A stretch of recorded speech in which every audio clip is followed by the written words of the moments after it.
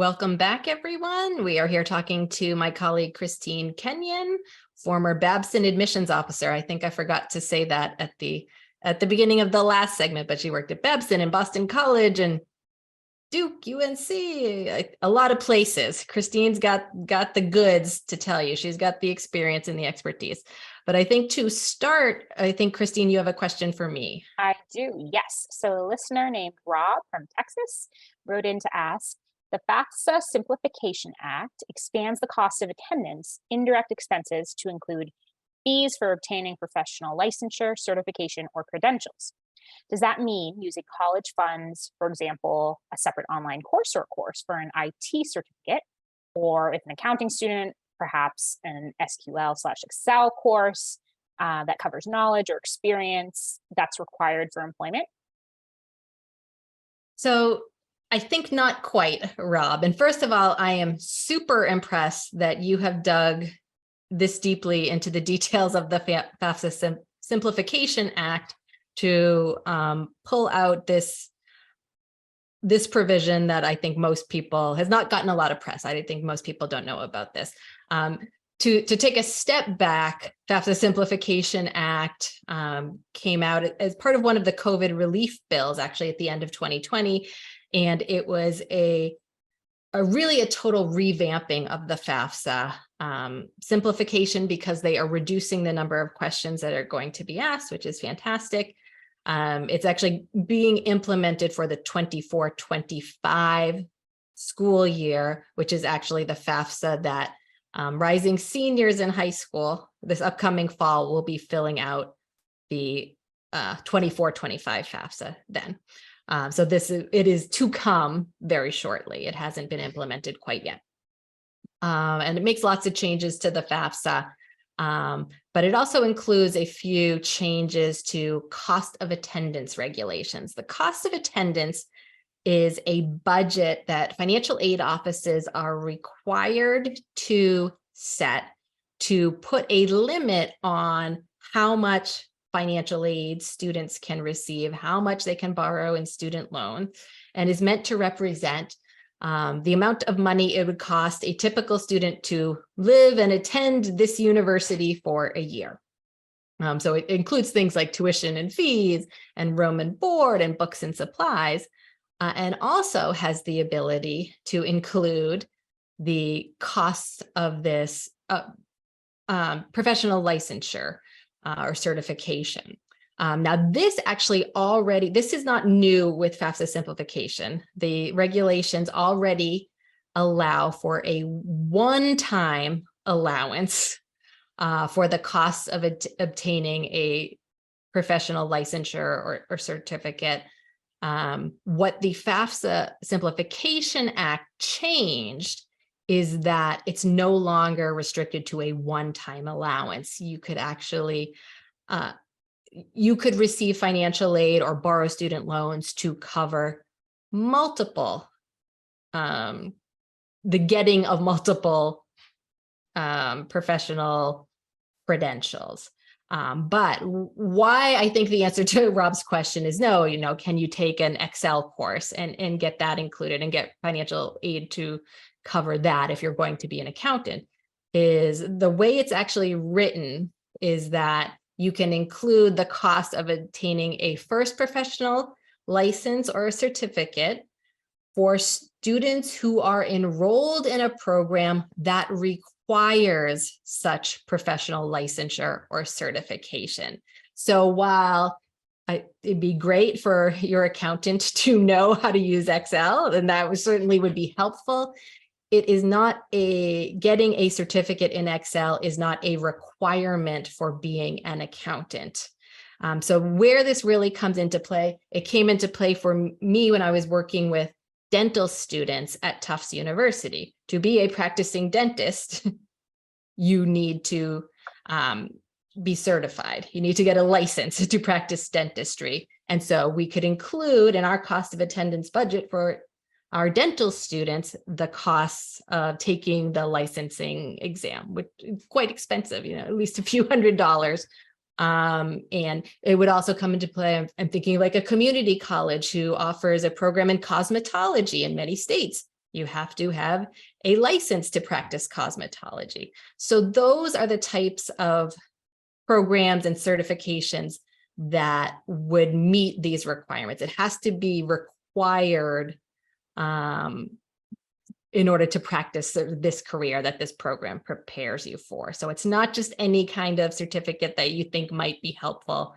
It really does have to be a requirement for that type of job. And again, the difference is now a one-time allowance is allowed, and moving forward, it can be multiple allowances. So I think that's helpful. If I can think of 2 instances why that would be necessary. One, the student fails the exam the first time and has to retake it and repay for it. So again, you would be included in the cost of attendance, could borrow some student loans to cover that if needed. And also maybe if you need to be licensed in multiple states, you might have to take multiple exams, have multiple costs. So that's the benefit of what's new in the FAFSA Simplification Act. But unfortunately, Rob, I think that it doesn't apply to exactly what you were asking. We dug deep into the weeds there. I loved it. I loved it. Those examples were excellent. And the next question for you, Christine, comes in from Emma through our Instagram page. She says, I find your content very helpful. And I just have a quick question that I want your opinion on. I'm retaking my SAT, but as of right now, I have a 1390. I go to a public school that isn't competitive and has an average 1,000 to 1,100 SAT in the school profile. If I'm applying to a school with a 50th percentile SAT of, say, a 1,500, would be a very competitive school, do you think I should submit? It's significantly less than the 50th percentile, but it's significantly more than my school average. So I'm torn. So Christine, what matters there? How she compares to the students in her high school or how she compares to the applicants at this college? It's such a good question. And first of all, Emma, I hope that your tests went well. And I love that this is from a student. Students are listening. That's great.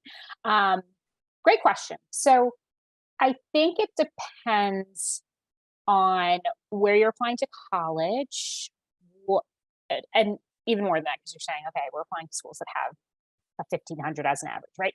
But what major or division you're applying to and what the breakdown of your SAT score is. So of that 1,390, if you're applying as an English major and your English score is a 500 or 600 and your math score is whatever the equivalent is. I'm an English educator, so I don't do math live on podcasts and recordings. So Shannon, you can do that one.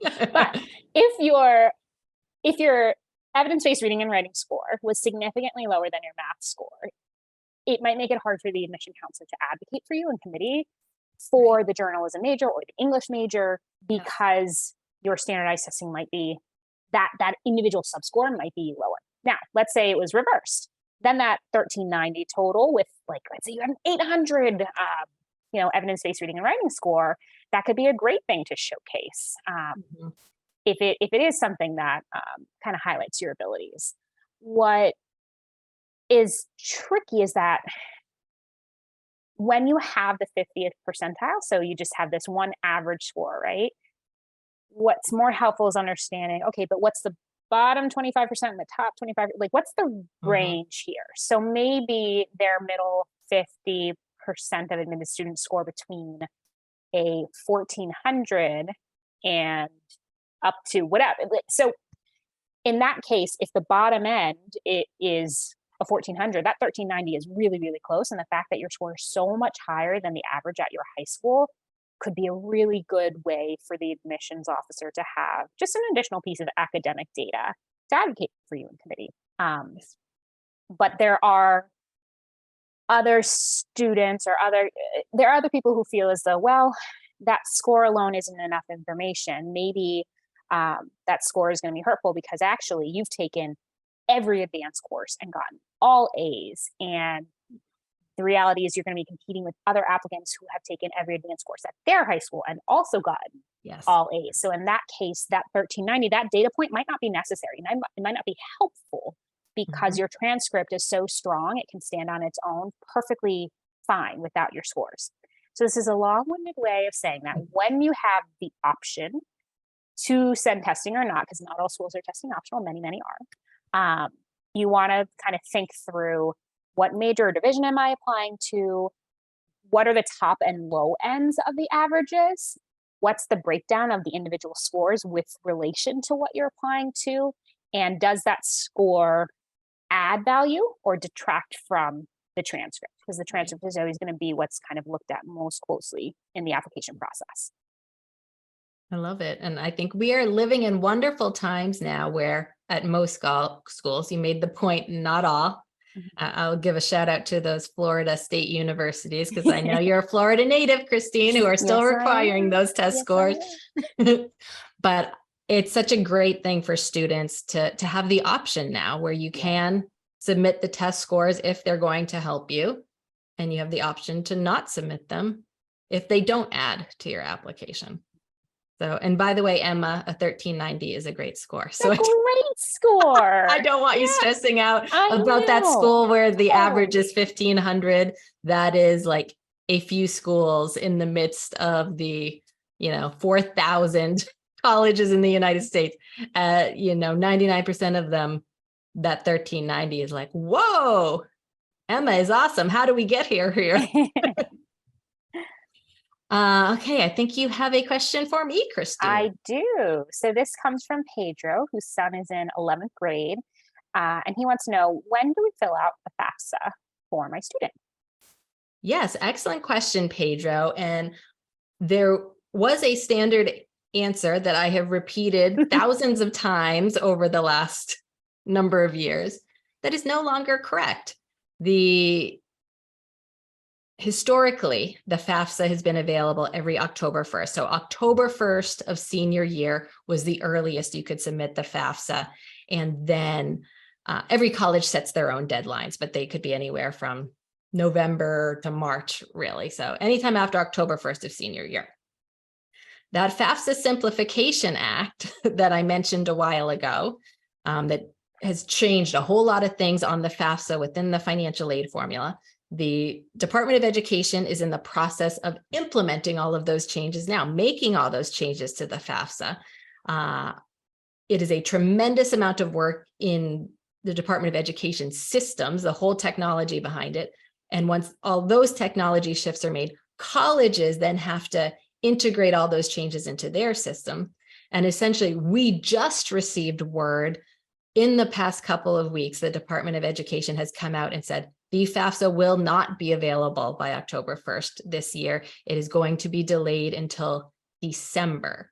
So as of right now, what we know, sometime in December, they have not given a specific date, is when the FAFSA will be available. So that's when seniors can plan on completing the FAFSA this year. Sometime after December, schools will presumably shift their financial aid application deadlines back. If you're applying to a college that requires the CSS profile, which a number of private schools do, we are still anticipating that to be available October 1st. So if you're applying early decision anywhere, they may ask you to complete the profile and do an estimate based on that.